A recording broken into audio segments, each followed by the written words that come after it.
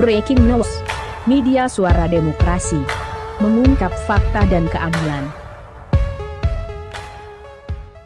Assalamualaikum warahmatullahi wabarakatuh. Alhamdulillah nahmaduhu wa nasta'inu wa nastaghfiruh wa na'udzu billahi min syururi anfusina wa min sayyiati a'malina may yahdihillahu fala mudilla lahu wa may yudlil fala hadiya lahu.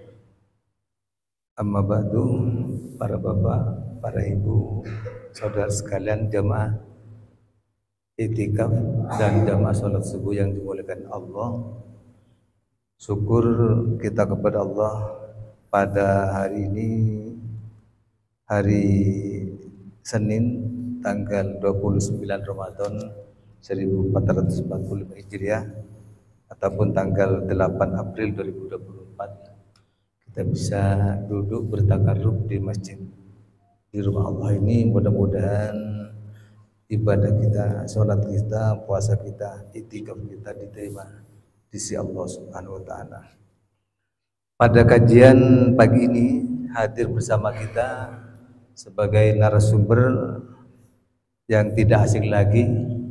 Beliau adalah Ustadz Dr. Muhammad Zainuddin, sarjana hukum Islam, magister hukum Islam. Beliau adalah ketua pimpinan daerah Muhammadiyah Sumeneb. Beliau adalah ketua program studi pasca sarjana, ketua studi pasca sarjana Universitas Wiraraja Sumeneb. Punya waktu Ustaz 60 menit.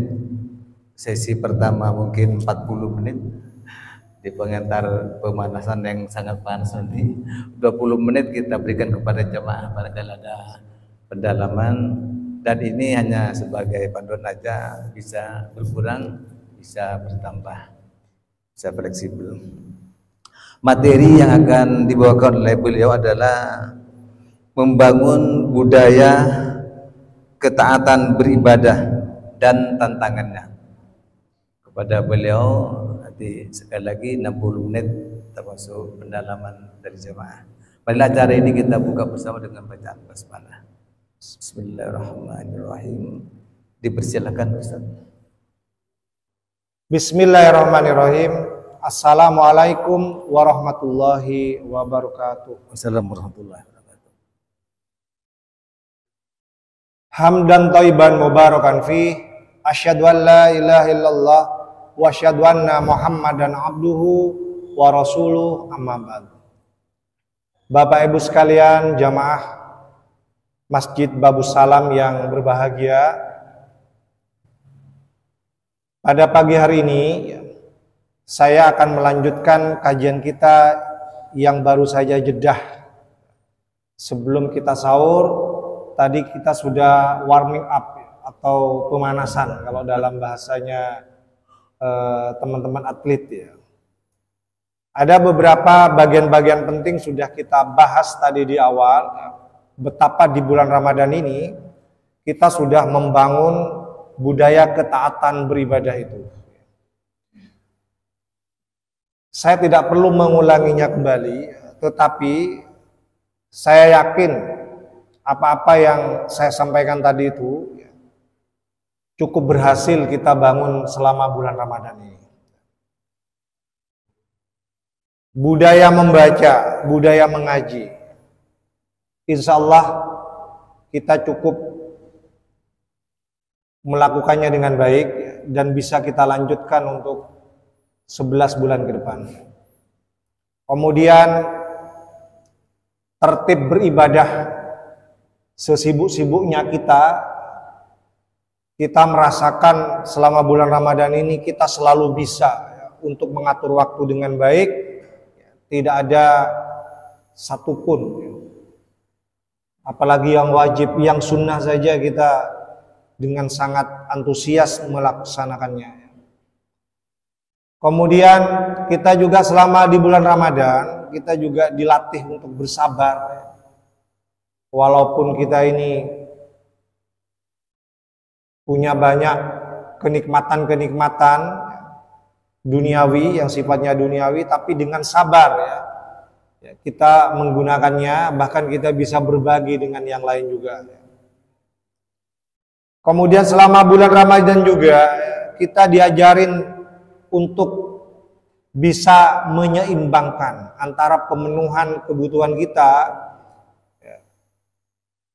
terhadap kenikmatan dunia dan pemenuhan kebutuhan kita terhadap kebahagiaan kita di akhirat. Dan masih banyak lagi budaya-budaya ketaatan yang kita bangun.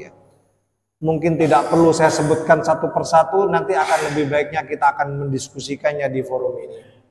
Saya akan lanjutkan apa yang saya sampaikan tadi dengan memberikan stimulasi atau rangsangan-rangsangan sedikit ya. Barangkali nanti kalau diberi pancingan-pancingan akan terbuka beberapa pertanyaan-pertanyaan dari jamaah yang hadir pada pagi hari ini.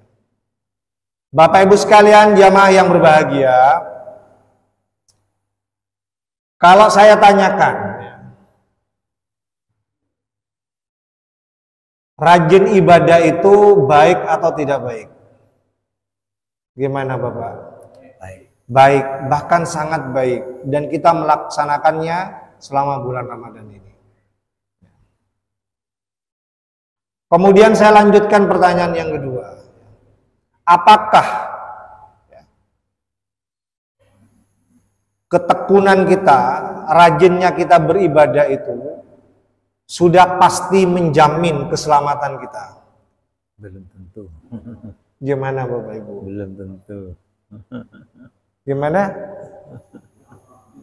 Insya Allah menjamin ya. Kalau tidak rajin beribadah, apalagi itu ya.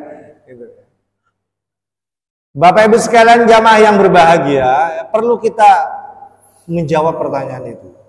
Jangan sampai berbagai ketaatan yang kita lakukan itu tidak mampu menjamin keselamatan kita. Makanya tadi Bapak menyampaikan kita harus optimis ya, bahwa berbagai ketaatan yang kita sudah bangun ini akan bisa menjamin keselamatan kita. Namun demikian Bapak Ibu sekalian, yang namanya setan itu tidak akan pernah tinggal diam. Tidak akan pernah tinggal diam menyaksikan anak cucu Adam itu rajin beribadah. Makanya disebutkan dalam sebuah ayat Allah berfirman, "A'udzubillahi minasyaitonirrajim." Ini sumpah iblis ya. Ketika dia dicap sesat oleh Allah, dia bersumpah. Apa isinya? Di dalam sebuah ayat Allah menginformasikan, iblis berkata, "Fabima awaitani la'aqudanna lahum siratakal mustaqim." Dengan sebab engkau telah menjadikanku sesat, katanya iblis. Fabima awaitani, dengan sebab engkau sudah menjadikanku sesat. Kita ingat iblis ini dulunya dimuliakan loh Bapak Ibu. Buktinya apa Ustaz? Loh buktinya ada di sorga. Iblis ini. Kita ingat ceritanya iblis diusir dari sorga. Ya kan? Ketika dia membangkang, tidak mau mengikuti perintah Allah untuk menghormati makhluk yang baru diciptakan yang namanya Adam. Ya. Iblis ini dulunya di sorga loh. Sekedar mengingatkan saja ya. Disebutkan dalam ayat yang lain, wa idh qulna lil malaikati isjudu, dan ingatlah tatkala kami perintahkan kepada malaikat itu untuk bersujud. Ya, dalam arti menghormati, ya, menghargai sesama makhluk kan kita harus saling menghargai. Ya kan? Nah, sama Allah itu memerintahkan penduduk sorga, malaikat pada waktu itu untuk menghargai makhluk yang baru diciptakan yang namanya Adam. Fasajadu, semuanya sujud, semuanya hormat, semuanya menghargai. Seperti kita menghargai orang lain, walaupun dia orang baru. Di sini kan kita orang Madura juga dikenal dengan adab asor, ya kan, tata krama, ya kan. Semuanya hormat. Tapi ada satu yang nggak mau. Siapa itu? Illa iblis, kecuali iblis. Aba wastakbar, dia menolak, dia enggan, wastakbar, dan dia sombong. Nah, ketika dicap durhaka itulah kemudian ya, dia bersumpah, fabima awaitani, dengan sebab engkau sudah menjadikanku sebagai makhlukmu yang sesat, la'aqudanna lahum siratakal mustaqim, aku akan menghalangi mereka itu, anak cucu Adam itu, siratakal mustaqim, dari jalanmu yang lurus. Bagaimana caranya? Bagaimana caranya? Disebutkan dalam ayat ini, tsumma la'atiyannahum, aku akan menggoda mereka, akan mendatangi mereka. Dari mana? Min aidihim, min baini aidihim, dari arah depan mereka. Kalau tidak mampu, karena kalau di bulan Ramadan awal-awal itu kan semua orang pada semangatnya sangat kuat. Saya yakin kalau awal-awal Ramadan di sini cukup penuh, Ustaz ya. Ya. Iya. Cukup penuh. Tapi setelah masuk pertengahan, apalagi terakhir-terakhir kan tinggal sedikit itu. Iya kan? Jadi awal-awal itu setan tidak berhasil. Kalau tidak sanggup dia menggoda di awal-awal, apa berikutnya? Wa min khalfihim, saya akan mengganggunya nanti di akhir. Di akhir-akhir dia akan mengganggu. Wa min khalfihim. Tidak berhasil lagi. Wa an aimanihim, kemudian dari arah kanan. Tidak berhasil lagi. Wa an syama'ilhim, dari arah kiri. Wala tajidu, hingga kamu ya Allah tidak akan pernah mendapatkan aktsaruhum, sebagian besar dari anak cucu Adam itu syakirin, termasuk orang-orang yang bersyukur. Itu sumpah iblis. Jadi iblis itu paling tidak suka kalau lihat anak cucu Adam itu rajin beribadah. Makanya dia akan berusaha menggoda dari depan, tidak bisa di belakang. Nggak bisa dari kanan, nggak bisa dari kiri. Jadi depan, belakang, kanan, kiri itu iblis, setan-setan itu siap menggoda manusia. Jadi kalau di awal-awal tidak sanggup, tidak berhasil, nanti di ujung-ujung dia ada kesempatan untuk bisa menggoda manusia. Bapak Ibu sekalian, jamaah yang berbahagia, oleh karena itu kita tetap perlu waspada, walaupun kita sekarang pada posisi yang kuat karena kita sudah latihan taat beribadah selama 1 bulan ya. Tapi nanti pembuktiannya Pak Kiai, pembuktiannya nanti ini setelah lepas dari Ramadan ya. Apakah kita masih kuat ya, di jalur taat beribadah ini atau sebaliknya kita tergoda dengan rayuan-rayuan setan ini. Nah, oleh karena itu seorang ulama bernama Mutarrif ya, bin Abdullah Asy-Syikhir, dia pernah mengatakan seperti ini Bapak Ibu. La'an abi tanaiman wa usbihana diman. Kalau diterjemahkan dalam bahasa kita, ketika aku tidak bisa bangun malam, la'an abi tanaiman, ketika aku tidak bisa bangun malam, wa usbihana diman, kemudian aku di pagi harinya merasa menyesal. Seperti kita misalnya sudah niat mau bangun malam, sahur bersama di sini, ternyata enggak berhasil karena tertidur, capek ya kan? Fa usbihana diman, kemudian di pagi hari kita merasa menyesal. Kenapa ya saya kok enggak sempat bersama-sama jamaah di sini, kajian seperti ini, kemudian sahur ya. Pasti ada muncul perasaan itu karena kita kan sudah terbiasa begitu. Ya kan? Ahabbu ilayya, itu lebih baik katanya Mutarrif ini. Itu lebih baik. Lebih baik dari apa? Min an abita qaiman, daripada aku bangun malam dan sholat malam, wa usbiha mu'jaban, tetapi di pagi harinya aku takjub dengan ibadah yang aku lakukan di malam hari. Nah ini Mutarrif Ibnu Abdullah Asy-Syikhir pernah mengingatkan kita ya, Walaupun kita taat beribadah, sholat malamnya tidak pernah absen, bahkan absen 1 kali aja rasanya kok menyesal banget gitu, nggak bisa melaksanakan. Justru itu bisa lebih baik, bukan berarti kemudian mutarif ini mengajak kita untuk tidak rajin sholat malam ya. Seandainya 1 malam saja kita absen karena capek mungkin ya. Itu lebih baik daripada bangun malam tapi kemudian di ujung di ujung ya wa usbiham ujaman, dia merasa sombong, merasa pamer dengan apa yang dia lakukan itu. Jadi di awal dia lurus ya, bahkan tidak ada keluarganya yang tahu kalau dia bangun malam, ya kan? Tapi siapa yang sangka di pagi harinya ya dia tak mampu melawan godaan setan, tangannya bergerak, ngambil gadget, HP, ditulis di statusnya. Apa isinya? Alangkah indahnya bangun di sepertiga malam, di saat orang lain pada tidur, bisa sujud dan ruku di hadapan Allah Subhanahu wa Ta'ala.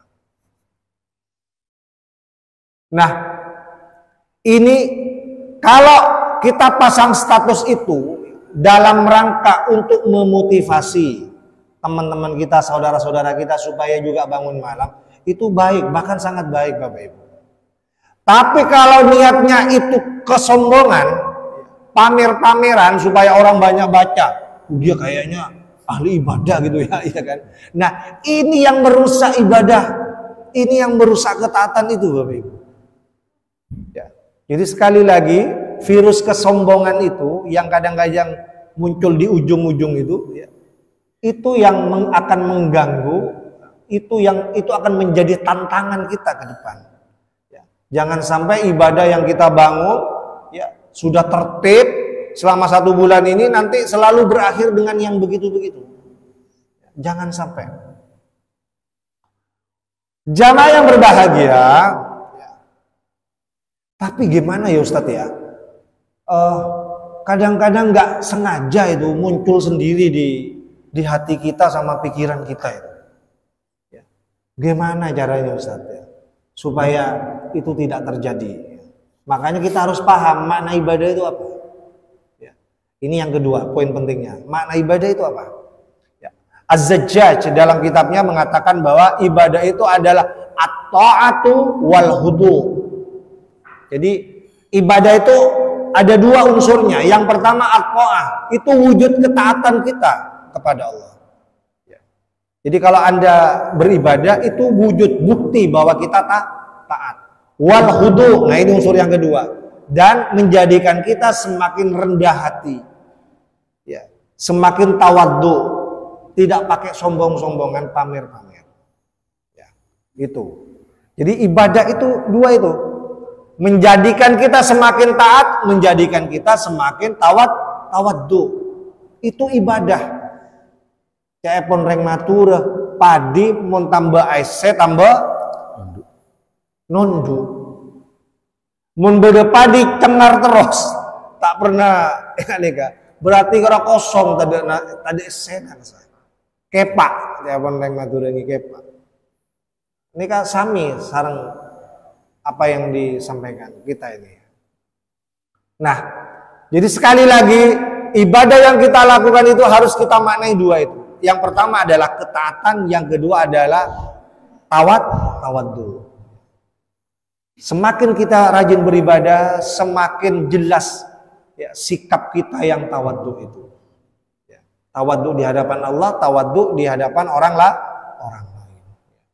Nah, kembali yang berikutnya yang ketiga. Gimana caranya Ustadz? Itu kadang-kadang menyelinap sendiri itu kadang-kadang di hati kita kemudian di pikiran kita. Sehingga kadang-kadang tidak sadar menggerakkan tangan kita untuk buat status di WA, di IG, di share kemana-mana gitu ya. Nah, saya punya tips. Nah ini nanti kita akan diskusikan. Saya punya tips bagaimana caranya supaya kita terhindar dari sikap pamer, ya, sikap sombong ketika kita melaksanakan ibadah. yang kadang-kadang tidak sadar, tidak sengaja melintas di hati kita dan pikiran kita. Kita singkat saja supaya ada banyak kesempatan bertanya jawab, Ustaz ya. Yang pertama Bapak Ibu sekalian, ya, kita harus menyadari bahwa kita beribadah itu karena anugerah dari Allah dan juga karena rahmat dari Allah. Jadi kita bisa beribadah ya, seperti sekarang ini ya, itu karena anugerah Allah, ya, karena hidayah dari Allah, karena rahmat dari Allah. Ini sebuah keyakinan yang harus ditanamkan secara kuat di hati dan pikiran kita. Kita bisa berkumpul setiap hari di sini beribadah itu karena keutamaan Allah dan rahmat Allah. Ya. Makanya seorang ulama bernama Abu Bakar Al-Ismaili dalam kitabnya, ya, beliau ini hidup di abad keempat ya.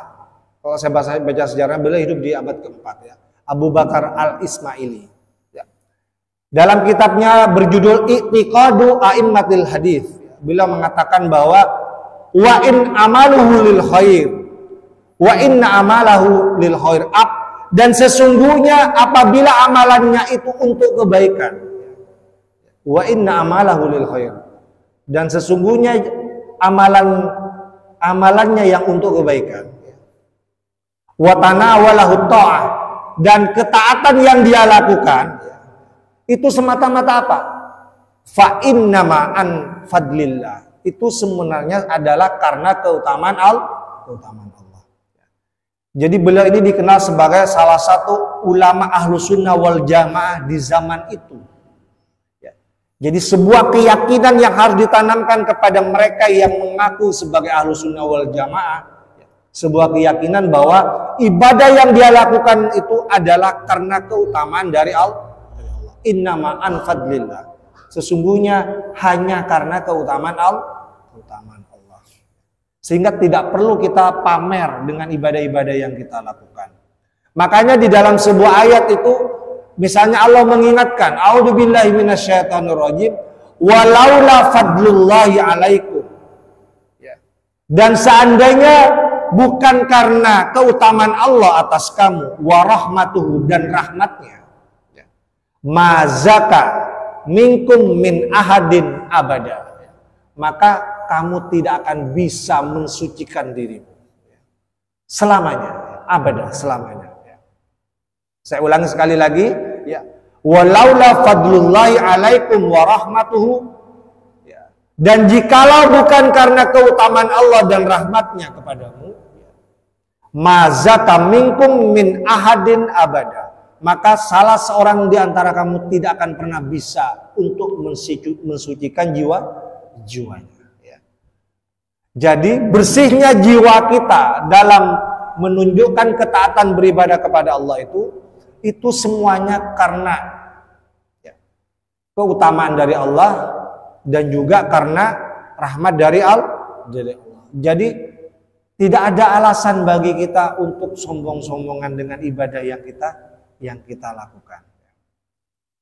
Di dalam hadis yang lain, Rasulullah juga mengingatkan kepada kita ketika beliau bergotong royong dengan sahabatnya ketika perang Khandaq. Perang Khandaq itu yang kita kenal dengan bahasa kita perang di mana menggunakan strategi membangun parit atas usulan sahabat bernama Salman Al-Farisi. Jadi Salman Al-Farisi ini salah seorang sahabat Rasulullah yang sangat terkenal dengan strategi perangnya yang namanya menggali parit sekeliling Madinah. Berapa kilo itu? Berapa kilo? Jadi dari namanya Al-Farisi ini kayak kita memahaminya kalau kita baca sejarah, karena beliau ini Al-Farisi itu kan Persia, jadi itu strategi perang negeri Persia. Jadi untuk mengalahkan lawan supaya tidak masuk kota Madinah, dibangun parit Bapak Ibu. Keliling Madinah, ya, supaya kendaraan kuda misalnya tidak bisa masuk. Berarti berapa lebarnya? Misalnya pun kita berusaha supaya jeren nikah tak bisa lompat. Berarti berapa lebarnya dan berapa dalamnya? Kalau misalnya lompat masuk ke dalam enggak naik lagi gitu kan. Nah, Rasulullah itu bergotong royong sampai disebutkan dalam riwayat itu sampai beliau berdebu. Ya, dada dan perutnya sampai berdebu. Ya, sebagai seorang pemimpin beliau memberikan tauladan, langsung memberikan contoh kepada para sahabatnya itu. Ya. Bapak Ibu sekalian yang berbahagia, nah di sela-sela kesibukannya itu beliau bersabda, wallahi demi Allah katanya, walau Allah, seandainya bukan karena Allah, mahtadaina, kita tidak akan mendapatkan hidayah. Wala tasaddaqna, dan kita tidak akan bisa bersedekah. Wala shallaina, dan kita tidak akan melaksanakan sholat. Artinya apa? Kita beribadah dan membuktikan berbagai ketaatan apapun itu karena hidayah dari Allah, Bapak Ibu. Dari Allah. Walaupun dekat masjid, mohon maaf ya, walaupun dekat masjid, apa bisa dia melangkahkan kakinya di masjid di sini kalau bukan karena hidayah dari Allah? Sebaliknya, ada yang jauh-jauh, ya, jauh rumahnya dari masjid, tapi karena hidayah dari Allah datang rajin istiqomah di sini. Ya. Bahkan lebih dari itu, setelah sholat, ya, karena hidayah Allah lagi dia tetap istiqomah mengaji di sini. Kemudian belajar memahami bareng-bareng di sini. Itu hidayah Allah. Setelah itu diamalkan lagi. Itu karena hidayah dari Allah. Kita tidak akan bisa bersedekah, sholat dan amal-amal ketaatan lainnya kalau tidak karena hidayah dari Allah Subhanahu wa taala. Sehingga dengan 3 dalil ini saja menjadi dasar bagi kita bahwa atas alasan apa kita harus pamer, ya, harus sombong dengan berbagai ibadah yang kita lakukan. Ya. Padahal 3 dalil yang saya sampaikan ini menunjukkan bahwa semuanya itu karena hidayah dari Allah, anugerah dari Allah, dan rahmat dari Allah. Ini tips yang pertama. Ya, kalau kita ingin terhindar dari kesombongan, ya, ketika kita rajin beribadah, ingat ini. Kita harus menyadari bahwa kita bisa beribadah itu semuanya karena hidayah dari Allah, keutamaan dari Allah, rahmat dari Allah. Kemudian yang kedua, tips yang kedua, ya, kita harus menyadari bahwa ibadah yang kita lakukan selama 1 bulan ini, walaupun banyak keutamaan yang berhasil kita raih, ya, kita harus sadar bahwa itu masih banyak kekurangan, Bapak Ibu. Ya, masih banyak kekurangan. Jadi kita tidak perlu sombong-sombongan. Ada yang umurnya 60 tahun di sini. Sudah ada yang umur 60 tahun? Banyak. 70 lebih ada. Ada yang lebih dari 60? Lebih. Ada. 70 lebih. 70. Ada 80. Ada yang 70? Ya, ada 85. 85 tahun. Iya. Sholat misalnya. Contoh ya. Ibadah yang namanya sholat. Kalau yang wajib saja berapa satu hari? 5 kali. Ya. Kita contoh satu saja, sholat. Jangan ibadah yang lain, sholat saja, karena setiap hari kita pasti melaksanakan itu. Ya kan? Lebih khusus lagi, sholat yang wajib. Nggak usah dihitung yang sunnah dulu. Yang wajib. Itu 5 kali kan? Sehari semalam. Kita mulai sholat umur berapa? Rajin sholat. Hah? 16. Oh, SD sudah rajin sholatnya, ya kan? Sudah rajin sholatnya ya. Sekarang ada yang 60 tahun. 1 tahun itu ada berapa hari? Berapa? 360. 360. Kalikan. Ya. 5 ya. 5 kali kan kita sholat 5 kali sehari, iya kan? Kalikan 360 berapa ribu?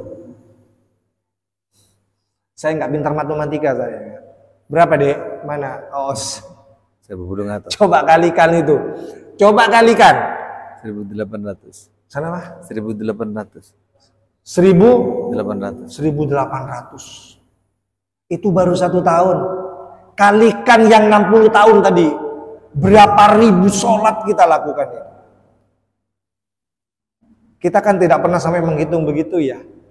Itu yang wajib saja loh Ibu. Berapa ribu sholat yang kita lakukan. Pertanyaannya adalah dari sekian ribu sholat wajib itu, adakah satu saja yang khusyuk dari awal sampai akhir? Coba direnungkan itu. Adakah satu sholat saja dari sekian ribu itu? Belum lagi yang sunnah-sunnah loh ya. Adakah satu saja yang paling khusyuk dari awal sampai akhir sempurna? Ada yang bisa jawab? Bek malarat. Bek malarat Ustaz. Iya kan? Malarat. Kalau Bapak Ibu tidak bisa menjawab atau ragu menjawabnya, artinya apa? Kita harus sadar memang ibadah kita itu banyak kekurangan. Sehingga kita nggak usah kita itu menyombongkan diri dengan ibadah yang kita lakukan. Makanya Rasulullah itu mengajarkan kepada kita Bapak Ibu. Apa yang diajarkan? Selesai sholat kita diminta untuk istighfar. Tadi sudah istighfar Bapak Ibu? Alhamdulillah. Sudah. Astagfirullahaladzim. Astagfirullahaladzim. Astagfirullahaladzim. Artinya apa Bapak Ibu? Ampun kepada Allah. Aku minta ampun kepada Allah. Saya minta ampun kepada Allah. Artinya itu. Kalau dalam bahasa kita. Nah, padahal kita tahu istighfar itu biasanya kita perintahkan kalau misalnya anak kita berbuat maksiat, berbuat dosa. Ya, kalau ada anak kita atau saudara kita ya, berbuat maksiat, berbuat dosa, dengan mudahnya kita kemudian mengatakan istighfar nah, istighfar cong gitu ya kan? Itu kalau berbuat dosa, berbuat maksiat.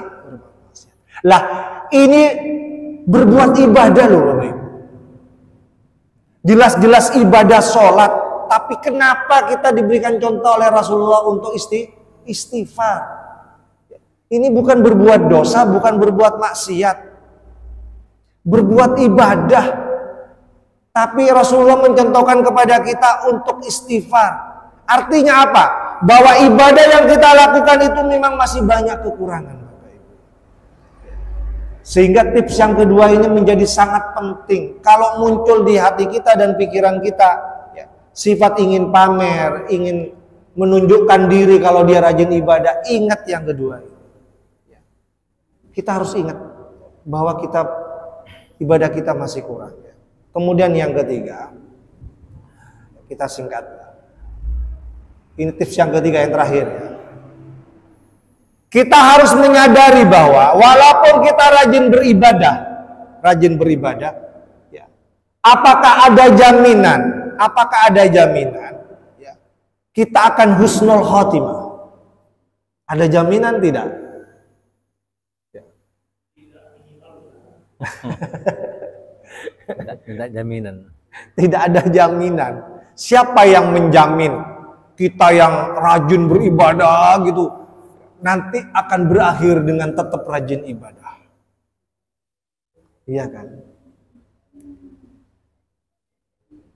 Memang banyak orang yang non muslim yang banyak dosa, banyak maksiat, kemudian dia berubah menjadi ahli ibadah, banyak.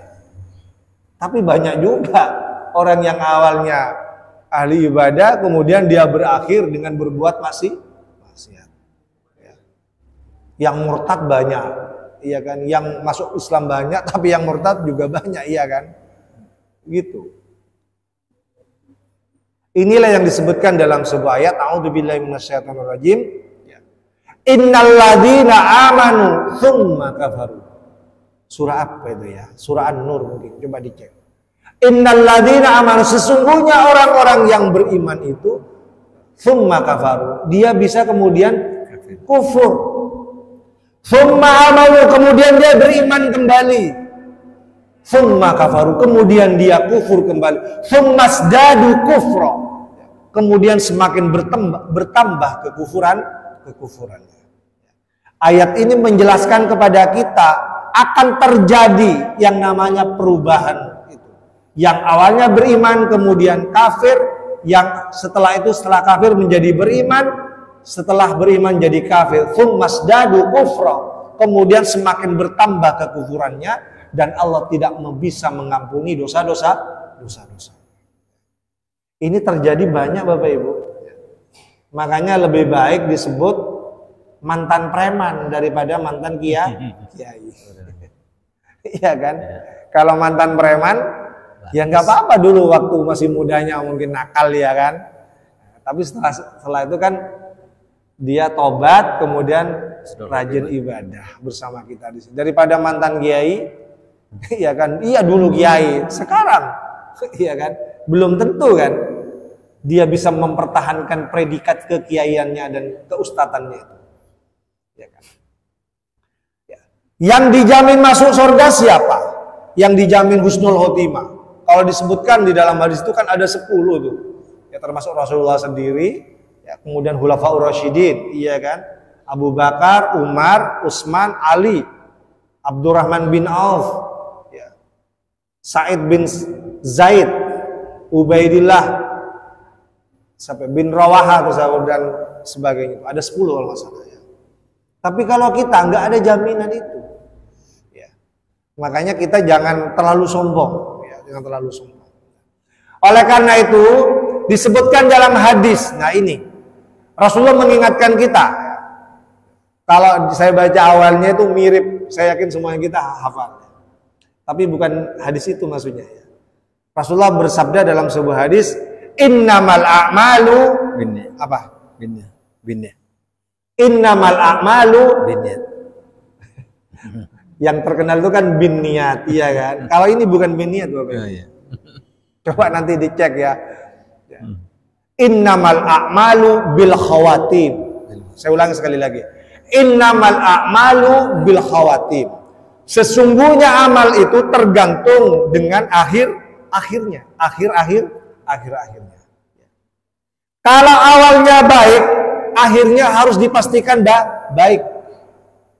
Jangan cuma awalnya saja baik, ternyata nanti di akhirnya tidak baik. Ya, makanya kita ingin memastikan, ya, walaupun kita awalnya rajin beribadah, harus dipastikan dia nanti berakhir dengan ketaatan beribadah. Jangan sampai sebaliknya. Jangan ring matur mate konco itu. Awalnya saja semangat gitu, ternyata terakhirnya dia sudah nggak pernah ke masjid. Ya, itu. Nah, kita tidak mau seperti itu. Jadi Rasulullah mengingatkan innamal a'malu bil khawatim. Sesungguhnya amal itu juga tergantung dengan akhirnya. Itu berakhir dengan keikhlasan, ketulusan atau sebaliknya. Ya. Makanya kalau di awal dia sudah mengerjakannya dengan ikhlas, maka dia berakhir dengan ikhlas karena Allah. Ya. Makanya Sufyan Ats-Tsauri seorang ulama terkenal, dari sangat terkenalnya beliau itu sampai dalam biografinya itu punya 7 gelar Bapak Ibu. Ya, saya tidak hafal 7 gelarnya itu. Alim, al-alim, dia seorang yang alim. Muhaddits, beliau ahli hadis. Ya. Al-arik, ya, beliau juga al-wari, beliau juga sangat berhati-hati. At-taqi, beliau juga orang yang bertakwa. As-sholih, beliau juga orang yang soleh. Ya. Beliau imam juga, pemimpin juga. Jadi ada 7 gelar sampai ditulis. Apa yang ditakutkan oleh beliau disebutkan dalam sebuah kitab. Beliau mengatakan, ya, inni akhafu, sesungguhnya aku takut. Apa yang ditakuti oleh Sufyan Ats-Tsauri yang sudah punya gelar sebanyak itu, yang sudah jelas-jelas ahli ibadah?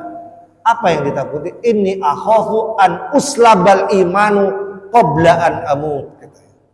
Sesuatu yang paling aku takuti, kata Sufyan Ats-Tsauri, adalah aku takut imanku dicabut sebelum aku menghadap Allah Subhanahu wa ta'ala. Ini yang paling ditakuti oleh ulama terkenal yang sudah jelas-jelas rajin beribadah, tidak diragukan lagi keulamaannya, kewaroannya, kesolehannya. Tetapi satu yang paling ditakutkan, khawatir nanti dia mengakhiri hidupnya dengan hilangnya atau berkurang imannya itu. Kita berdoa, ya, semoga kita yang sudah bersemangat beribadah selama 1 bulan ini, ya, pada akhirnya nanti kita akan mengakhirinya dengan tetap dengan ketaatan kepada Allah. Ya. Bapak Ibu sekalian jamaah yang berbahagia, ya, ini yang pertama. Jadi kita harus berhati-hati. Tantangan kita ke depan ini yang paling berat, ya, karena ini kadang-kadang kalau dibilang virus ini nggak ada gejalanya ini, ya, pas tiba-tiba melintas sendiri di hati kita dan pikiran kita itu kadang-kadang kan. Walaupun kita sudah ngambil wudu, walaupun kita sudah sholat, kadang-kadang itu melintas begitu, ya. Nah, kalau ada yang begitu langsung ingat 3 tips ini, Bapak Ibu. Ya. Yang terakhir, ya, yang harus kita waspadai tantangan kita ke depan ini apa? Ya.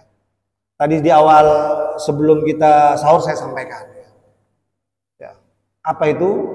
Virus yang kedua itu ada wahan. Wahan itu adalah cinta yang berlebihan kepada kenikmatan duniawi. Ini juga perlu kita hati-hati. Memang kita tidak dilarang. Kita tidak pernah dilarang untuk mendapatkan kenikmatan dunia. Kenapa wong kita memang hidup di dunia? Masa kita mau nyepi di hutan kan tidak mungkin. Ya kan? Mau atapai gua kan tak mungkin, ya kan? Kita hidup di dunia, ya, kita harus ingat, tidak boleh lupa wala tansa nasibaka minad dunya.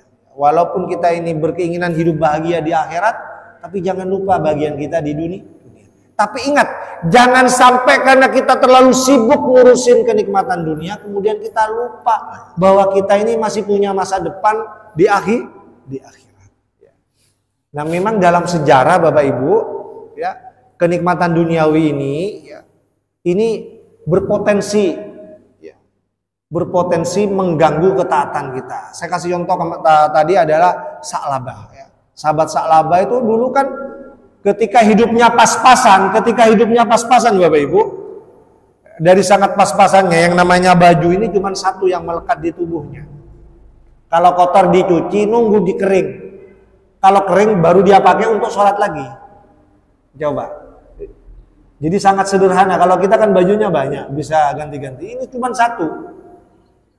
Sehingga ketika dia berpikir itu, gimana caranya supaya saya lancar beribadah seperti yang lain karena bajunya banyak.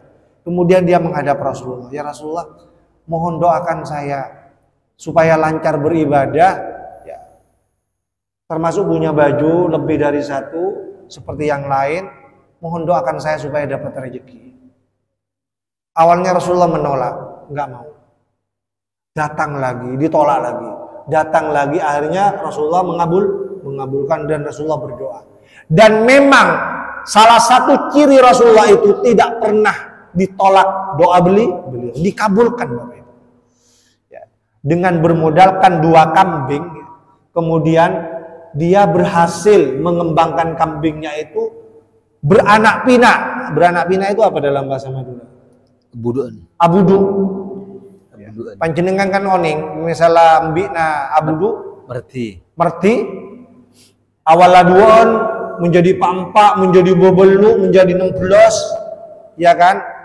Nah, kalau itu digembala di Iwan, kenapa tak sibuk panjenengan?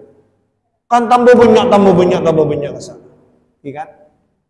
Akhirnya dia sibuk ngurusin kambing. Yang awalnya beribadah sop pertama, geser ke sop kedua, telat. Lambat lagi sop ketiga, sampai enggak terlihat ke masjid lagi. Artinya apa? Ternyata orang itu lebih taat beribadah ketika dia hidupnya pas-pasan. Justru ketika dia diberi rezeki banyak, kalau kambing sekarang mungkin, atau bisnisnya banyak, awalnya buka di Sumeneb, setelah itu buka di Pamekasan, setelah itu buka di Sampang, terus di mana-mana tempat bisnisnya banyak, akhirnya dia jarang pulang ke Kalangan. Sibuk ngontrol yang di Pamekasan, di Sampang, di Surabaya, nggak pernah datang ke sini, apalagi ngasih sedekah, infak di sini, ya kan? Itu banyak kejadian seperti itu, Bapak Ibu. Makanya Allah mengingatkan dalam sebuah ayat, ini diabadikan, ceritanya Sa'labah ini diabadikan dalam sebuah ayat. A'udzubillahi minasyaitonirrajim. Wa minhum man ahadallah. Di antara mereka ada yang berjanji kepada Allah. Apa janjinya? Apa janjinya? La'in atana min fadlihi. Seandainya kami diberikan keutamaan, diberikan rezeki, lanas sadaqanna, pasti kami akan rajin bersedekah. Walana ja'alanna minas salihin, dan pasti kami akan menjadi orang yang soleh. Itu janji sebelum dia kaya. Jadi sebelum dia kaya, sama seperti Sa'labah tadi kan, pengennya supaya lebih lancar beribadah, ya kan, supaya bisa rajin berinfak, bersedekah, ya. Itu disindir sampai itu sama Allah. Kemudian di ayat berikutnya disebutkan, falamma atahum, maka tatkala Allah benar-benar memberikan rezeki itu, min fadlihi, karena keutamaannya, ya. Apa setelah itu? Bakhilu bihi, dia bakhil. Bakhil itu apa dalam bahasa kita? Cerit. Cerit itu pelit.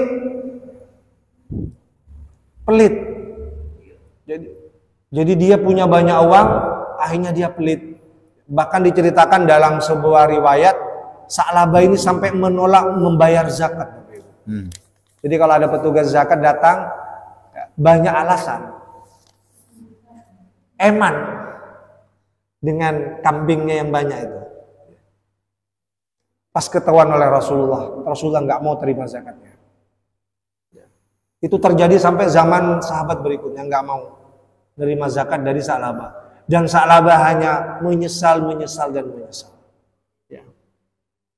Nah ini Bapak Ibu. Ya. Jadi sekali lagi, tantangan kita ke depan yang paling kuat ini salah satunya adalah kenikmatan duniawi ini. Makanya berkali-kali saya bilang banyak sekali yang sulit lulus dari tantangan ini. Justru yang banyak lulus itu kalau kita dihadapkan dengan keadaan yang kurang-kurang tadi. Yang kurang, yang katanya miskin. Justru banyak yang sadar bahwa dia diuji dengan kemiskinan, semakin dekat dengan Allah. Diuji dengan kesedihan, dengan ditinggalkan oleh orang-orang dekatnya, sadar dia, sabar, tabah, ya, innalillahi wa inna ilaihi raji'un, ya kan? Sabar, ya kan? Bisa melupakan orang-orang dekatnya dan berdoa semoga dia diterima di sisi Allah, ya. Amin. Banyak yang lulus ya, kalau diuji dengan yang begini, ya. Tapi ketika diuji dengan itu, apa pernah ada yang mengatakan saya diuji dengan banyaknya kambing, gitu kan? Nggak ada. Iya kan? Saya diuji dengan gaji 6 juta ya, karena sudah golongan 4. Saya cuma ingatnya itu karena saya kebetulan golongan 4. Gaji 13. Iya kan? Kan enggak ada kan yang seperti itu kan. Saya diuji dengan istrinya 4, kan enggak ada. Enggak ada. Yang banyak itu kalau diuji dengan kemiskinan. Saya diuji dengan kemiskinan, enggak punya apa-apa. Banyak yang bilang seperti itu. Bapak Ibu sekalian yang berbahagia, ini sekedar pengantar saja, masih ada waktu untuk kita berdiskusi. Ya. Monggo Bapak Ibu, saya serahkan kepada Pak Kiai untuk memberikan kesempatan kepada jamaah, barangkali ada yang mau disampaikan, silakan. Terima kasih. Membangun ketaatan beribadah, berikut tantangannya sudah disampaikan. Barangkali ada yang mau diperdalam, ada masukan atau ada pertanyaan. Dipersilakan bapak-bapak, ibu-ibu, saudara, sebelum terlambat. Biar tambah cengar ya, tambah ada pamit. Ini pamit, Pak Hamid, mohon izin. Pak Hamid, ngereng jadi stodus. Terima kasih. Ini agak pandangan ini. Saya tadi kalau tidak dengan Pak Kiai Ketua Takmir Kalimantan, kalau saya mengatakan kalau saya nanti akan mengadakan buka bersama bulan Syawal. Sudah bertradisi dan saya ingin sudah lanjut. Apakah itu hal yang termasuk ibadah baru yang tidak pernah dikerjakan oleh Nabi. Yang kedua, dengan adanya buka bersama itu bagi orang awam bahwasanya orang-orang mau bersama itu puasa sawalnya lagi, apakah tidak menimbulkan dia? Dan yang ketiga, puasa sawal itu apa bisa kita lakukan betul-betul atau berselang-selang? Kalau kebanyakan saya dengan RK itu berpuasanya sesudah pada pagi karena matur yang tersentuh Pak. Mari yang tersentuh Pak bulan puasa. Apa itu boleh? Itu ada tiga pertanyaan. Terima kasih. Ada lagi? Oh, lanjut silakan Ustaz. Terima kasih Bapak sekalian. Ada beberapa pertanyaan yang akan kita diskusikan ya. Kalau puasa Syawal itu bisa selang-seling, Pak. Tidak harus berurutan. Selama masih dalam bulan Syawal. Yang penting masih dalam bulan Syawal. Jangan offset ya. Jangan offset, artinya melebihi itu. Ya. Jadi ketentuannya puasa Syawal itu dilaksanakan di bulan Syawal. Apakah berurutan atau selang-seling? Silakan. Ya. Yang penting jangan berpuasa di hari tasyrik. Ya. Nggak boleh. Jadi kalau hari raya nggak boleh berpuasa. Nggak apa-apa biar cepat selesai, nggak boleh. Ya. Karena ini bagian dari ibadah mahdhah. Ibadah mahdhah itu Bapak Ibu, ya, waktunya ditentukan, tata caranya ditentukan secara khusus. Ya. Jadi cirinya ibadah mahdhah itu waktunya ditentukan, tata caranya khusus juga ditentukan. Ya. Harus ada contohnya. Kalau melaksanakan ibadah mahdhah itu ya. Makanya waktunya khusus juga, tata caranya juga khusus ya, termasuk puasa Syawal ini ibadah mahdhah, waktunya khusus di bulan Syawal ya. Dan Rasulullah juga melaksanakan tidak harus berurutan ya. Harus boleh selang-seling ya. Itu yang pertama ya. Kemudian begini Bapak, tadi saya sudah sampaikan caranya, tips supaya terhindar dari riya. Ya. Yang harus diwaspadai, kadang-kadang begini Bapak Ibu, inginnya menghindari riya, tapi dia terjebak dengan riya yang lain, itu bisa terjadi. Ya kan? Oleh karena itu sudah amalkan saja, berusaha untuk tegak lurus. Kalau dalam tegak lurus hanya karena Allah. Tidak perlu kemudian kita menghindari riya, tapi ternyata setelah itu kita juga berbuat riya. Saya kira setiap kita punya tips tersendiri bagaimana setiap amalan yang kita lakukan, termasuk puasa Syawal itu, ya itu memang total tegak lurus, ikhlas karena Allah. Itu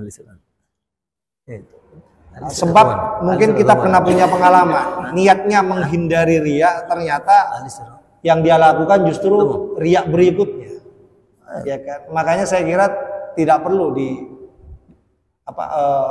tidak perlu sampai seperti itu, menghindarinya tidak boleh sampai perlu seperti itu. Ya. Kemudian berikutnya, ya.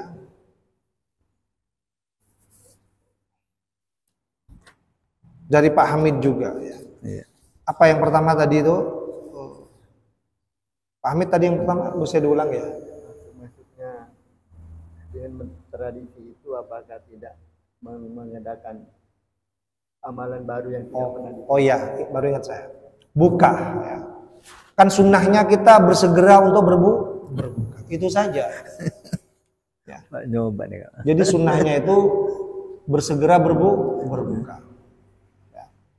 Nah, gimana teknisnya Ustadz? Memang tidak dirinci di situ. Ya. Jadi ketika sudah berbuka, waktunya berbuka, kita diminta untuk bersegera berbuka. Teknisnya bisa sendiri boleh, mau sendiri boleh, mau bersama-sama juga boleh. Tapi ingat, jangan sampai kemudian ya apa yang kita lakukan secara teknis itu seolah-olah itu ya menjadi sebuah ajaran baru. menjadi sebuah ajaran baru seolah-olah ini lebih utama gitu kan. Nah, ini yang kemudian bisa dekat dengan yang namanya bid'ah. Silahkan Anda mau buka sendirian, mau buka sama keluarganya, sama teman-temannya, silahkan. Sama seperti kita juga melaksanakan sholat lail. Sholat lail itu kan bisa sendirian, Pak. Bisa sendirian. Kalau di bulan Ramadan kita bisa berjamaah. Boleh, dua-duanya boleh. Bapak Ibu mau melaksanakan sendiri boleh. Ya, apalagi nanti di luar Ramadan, kita nanti akan melaksanakan sendiri-sendiri di rumahnya masing-masing atau di masjid ini. Ya. Tapi kalau ingin berjamaah, bisa berjamaah. Kalau kita sudah di bulan Ramadan kan kita bisa berjamaah. Ya. Tapi tidak kemudian dikatakan berjamaah itu, ya berjamaah itu kemudian pahalanya lebih begini gitu kan. Padahal Rasulullah tidak pernah mensabdakan itu. Makanya Rasulullah itu pernah mengatakan, ya, saya khawatir kalau terlalu sering aku lakukan ini seolah-olah ini berubah menjadi wajib, ya kan? Rasul tidak menginginkan itu. Ya. Bapak Ibu sekalian yang berbahagia, kemudian dari ketemu Ustaz? Ingat 72 Al-Isra. Ketemu ya. Iya.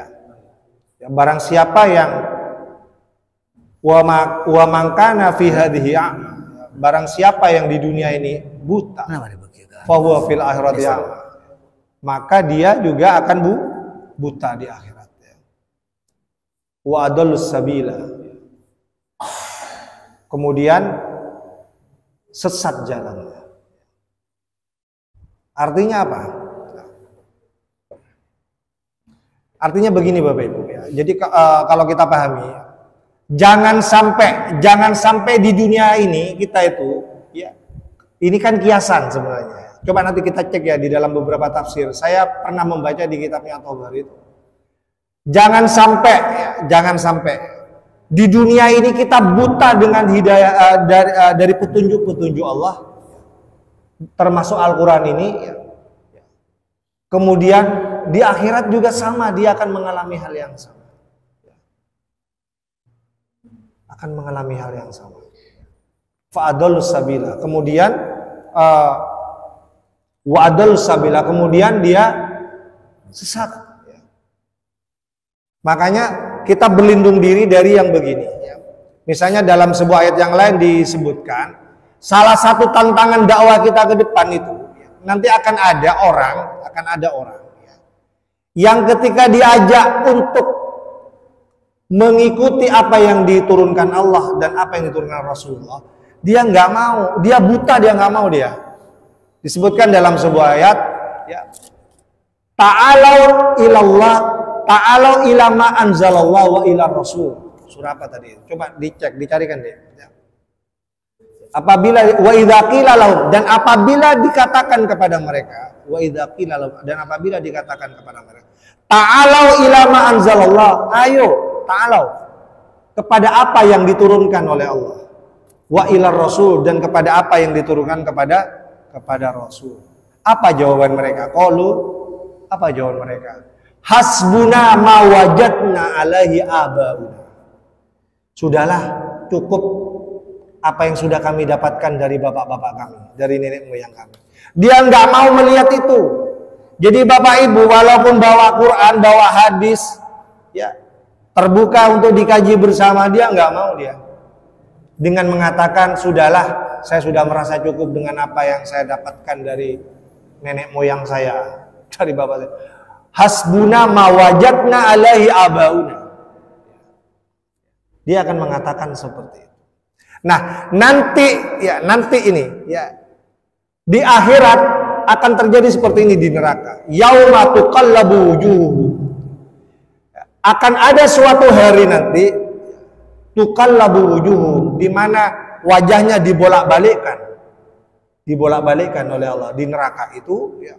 Qalu, kemudian mereka mengatakan, ya laitana ata'na Allah wa ata'na Rasul. Ya Allah, seandainya kami dulu memilih untuk taat kepadamu dan kepada Rasul, katanya. Ya. Kemudian dilanjutkan dalam ayat berikutnya, ya. Rabbana, wahai Tuhan kami. Apa yang dia katakan? Atokna sadatana. Kami dulu kenapa ya taat kepada sadatana, tuan-tuan kami, wa kubora'ana, dan pembesar-pembesar kami. Fa'adallun sabil. Kemudian mereka menyesatkan kami. Jadi nanti di akhirat, di neraka akan ada terjadi perbincangan seperti ini, Bapak Ibu. Jadi ketika dibolak-balikkan wajah mereka di neraka, ya, kemudian mereka mengatakan begini, kenapa dulu kami tidak ikut apa yang diturunkan oleh Allah, tidak ikut apa yang diturunkan kepada Rasulullah. Kenapa kami lebih memilih mengikuti pendapatnya tokoh-tokoh kami, bapak-bapak orang kami, style kopok kalau maksudnya, nggak mau dengar apa yang disampaikan oleh Allah dan Rasulnya. Nanti akan ada penyesalan seperti itu. Kemudian dia mengatakan, ya, Rabbana, setelah itu di ayat berikutnya, wahai Tuhan kami, atihim, ya, berikan kepada mereka difaini minal adab, 2 kali lipat adab, wal anhum laknan kabiro, dan laknatlah mereka dengan laknat yang paling besar.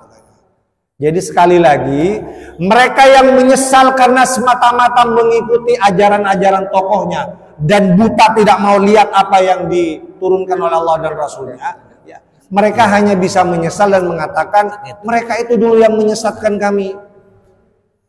Silahkan itu ya Allah, laknat saja itu, adab yang sebesar-besarnya 2 kali lipat daripada kami. Nanti akan ada yang seperti itu, Bapak Ibu. Makanya sebelum terjadi penyesalan itu, ya, makanya kita dididik di bulan Ramadan ini menjadi jamaah yang cerdas. Jamaah yang cerdas bagaimana? Ya, jamaah yang cerdas itu pengajiannya seperti ini, diberikan kesempatan untuk bertanya jawab, ya kan? Tidak hanya sekedar ikut-ikutan katanya Ustadz Zen, katanya Ustadz Yasin. Nanti kalau keliru sampean protes kepada Allah, dulu Ustadz Zen yang ngajarin saya begitu, Ustadz Zen aja yang diadab saya, jangan, nggak bisa begitu, ya kan? Tanggung jawab masing-masing. Ya. Makanya disebutkan dalam ayat yang lain, wala taqfu ma laisa laka habil. Jangan sekali-kali kamu mengikuti sesuatu yang tidak kamu ketahui. Atau dalam bahasa yang lain, janganlah sekali-kali kamu mengikuti pendapat yang tidak tahu ilmunya. Kenapa? Inna sam'a wal basara wal fuada kullu ulaika kana anhu mas'ula.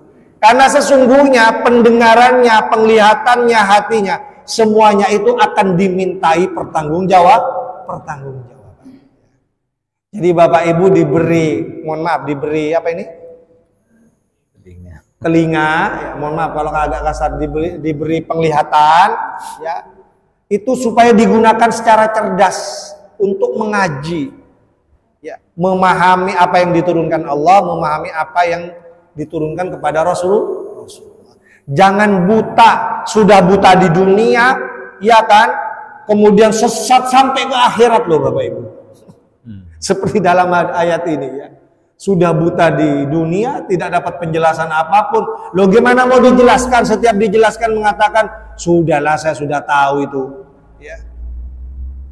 Tak nak kiai nangkok lah nggak jeria lah, tak usah selain lain gitu kan? Ya kan ada yang begitu. Kadang-kadang anti dengan pendapatnya orang lain, anti dengan pendapatnya golongan lain. Kan ada yang begitu. Ya kan? Kenapa kita nggak duduk bersama? Makanya saya di masa saya di Muhammadiyah ini, saya sering melaksanakan kajian-kajian bersama dengan teman-teman NU. Ini Pak Kiai tahu bagaimana kami selalu bergandengan tangan di MUI, juga sangat mesra sekali antara Muhammadiyah dengan NU. Ya, mereka ya satu paket, ya kan. Ya, kalau di MUI hampir dipastikan mayoritas itu dihuni oleh Muhammadiyah dan NU. Mereka bersama-sama ngaji di sana Bapak Ibu. Ya. Sudah tidak ada lagi sekat-sekat ini Islamnya NU, ini Islamnya Muhammadiyah, ya kan? Kita sama-sama Islam, cuma organisasinya saja yang berbeda. Ya. Tugasnya bagi-bagi tugas. Ya. Ya, kalau NU itu terkenal dengan ilmu agama di pondok, ya, pesantren. Ya.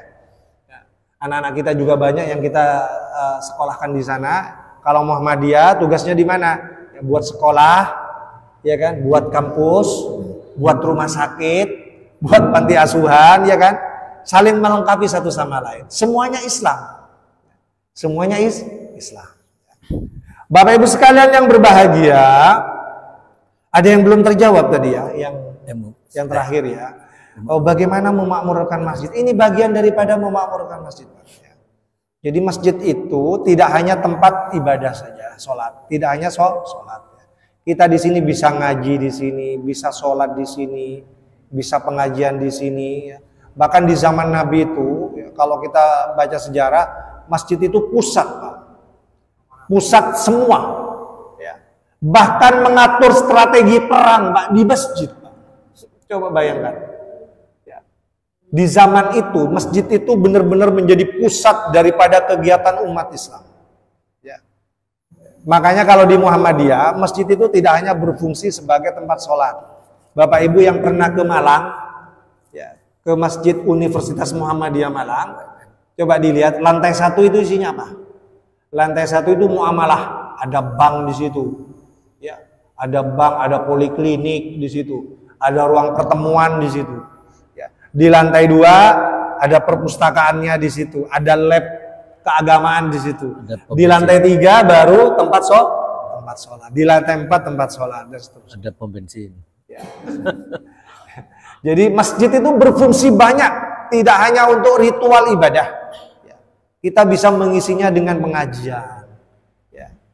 Dengan kajian ilmu-ilmu, bukan hanya ilmu agama mungkin, termasuk ilmu yang lain. Saya beberapa kali di Mujahidin pernah, di Nur Muhammad pernah, mengajak mahasiswa saya yang di kampus itu, ya. Kebetulan bulan Ramadan, ya. Saya cari kesempatan untuk pertemuan kuliah tidak hanya di kampus. Saya ajak mereka juga bisa kuliah di masjid. Karena kebetulan saya kan sering mengisi di masjid. Ya, saya ajak ke Mujahidin juga bagi ya. Nanti sekali-kali mungkin bisa saya ajak di sini. Ya. Untuk menunjukkan bahwa masjid juga tempat belajar, termasuk belajar umum, nggak apa-apa di masjid. Anak-anak kita. Karena begini, kita nggak boleh lagi memisahkan setegas-tegasnya. Ya kalau ilmu agama di masjid, kalau ilmu umum di sekolah saja, nggak bisa begitu. Jadi kita akan memadukan antara ilmu agama dengan ilmu umum itu menjadi satu kesatuan. Ya. Ya, sehingga ketika nanti jadi sarjana, sentuhan-sentuhan moral agama itu ya bisa kuat kepada anak kita. Kalau dia dekat dengan masjid, insya Allah ilmunya akan seperti ilmunya masjid juga, gitu ya. Kalau nanti jadi sarjana hukum, ya dia akan ingat masjid, ya.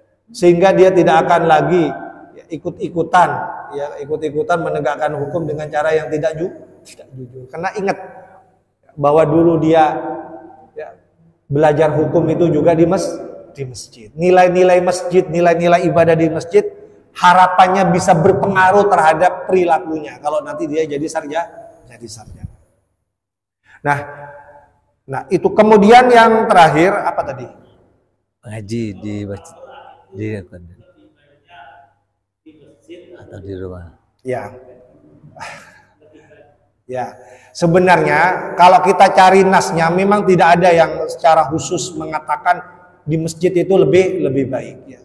Memang ada yang berpendapat ulama ya. Ada ulama saya lupa namanya. Memang akan lebih baik dibaca di masjid. Tetapi sekali lagi jumhur ulama, ya, mayoritas ulama tidak mengatakan demikian. Ya. Yang jelas kita bisa mengaji tidak hanya di masjid.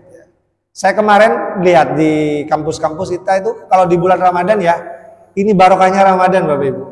Ternyata orang ngaji tidak hanya di masjid. Di kantor-kantor, di kampus-kampus, di sela-sela kesibukannya, mereka buka loh, sempat buka Al-Quran itu. Boleh. Ya, malah mau saya bagus kalau ini berhasil dibudayakan. Ya. Jadi kalau mau ngaji harus ke masjid, enggak. Kalau di rumah juga boleh. Makanya disebutkan dalam beberapa hadis, jangan sampai rumahnya jadi kuburan. Maksudnya apa? Jadi kuburan itu maksudnya sepi daripada lantunan ayat suci Al-Qur'an. Rumah kita harus sering diperdengarkan ayat-ayat suci Al-Qur'an. Artinya apa? Berarti kita harus rajin juga mengaji di rumah, Bapak. Apakah itu lebih utama? Tidak juga. Silahkan. Karena kesempatan di rumah, ayo kita di rumah juga ngaji. Anak-anak kita ajarin di rumah. Di masjid apalagi, kalau di masjid kan jelas ya. Di sini tempatnya ibadah, masa males yang mau ngaji, apalagi lihat Quran di depannya. Ya kan, apa nggak malu sama Quran ini kalau misalnya nggak sempat ngambil, ya kan? Gitu kan. Kalau di rumah mungkin masih ada di perpustakaan atau di mana ya. Nah, kalau di sini pas di depan ini sudah jelas tempatnya mengaji di sini. Ya, makanya ada yang orang mengatakan lebih afdol di masjid. Iya, karena di masjid pasti ada Qur'annya di sini dan banyak pasti yang ngaji. Baik Bapak Ibu sekalian yang berbahagia, ya, saya kira itu sekedar apa yang bisa saya sampaikan. Ya. Semoga bermanfaat walaupun tidak lama ya. Dan semoga ke depan kita bisa tetap melanjutkan budaya ketaatan beribadah ini di bulan-bulan berikutnya. Saya yakin itu karena kita sudah 1 bulan melakukan itu, masa nggak ada pengaruhnya sama sekali. Saya yakin ada pengaruhnya. Mari kita buktikan 11 bulan ke depan. Dan kita juga berdoa semoga Allah masih mempertemukan kita dengan bulan Ramadan. Amin, amin. Saya kira itu, apakah sudah cukup ya Kiai? Saya kira sudah cukup ya. Semoga kita semuanya sehat, amin, tuntas ibadah Ramadannya dan kita bisa bertemu kembali pada kesempatan yang lain. Saya akhiri. Wassalamualaikum warahmatullahi wabarakatuh. Waalaikumsalam warahmatullahi wabarakatuh. Tantangan pasti ada, ujian cobaan pasti ada. Baik dari kelas yang biasa, kelas menengah sampai kelas tinggi sekalipun tantangan kita dalam membangun ketaatan ini. Baik ketaatan beribadah di rumah masing-masing, apalagi di masjid, pasti ada tantangannya. Mudah-mudahan kita bisa melalui tantangan itu dengan ibadah, mendapat hidayah dari Allah Subhanahu wa taala. Dengan bekal tadi sudah disampaikan oleh terhormat Ustadz Dr. Muhammad Zain bin Sarjana Hukum Islam, Magister Hukum. Terima kasih Ustaz. Mudah-mudahan nanti di tanggal 7 Syawal kita bisa bertemu lagi. Ya, terima kasih. Marilah acara majlis ini kita tutup dengan doa kafaratul majlis. Subhanaka Allahumma wa bihamdika asyhadu an la ilaha illa anta astaghfiruka wa atubu ilaik. Nasrun minallah. Assalamualaikum warahmatullahi wabarakatuh. Terima kasih telah menonton channel Suara Demokrasi. Jangan lupa tekan subscribe, like, and share ya.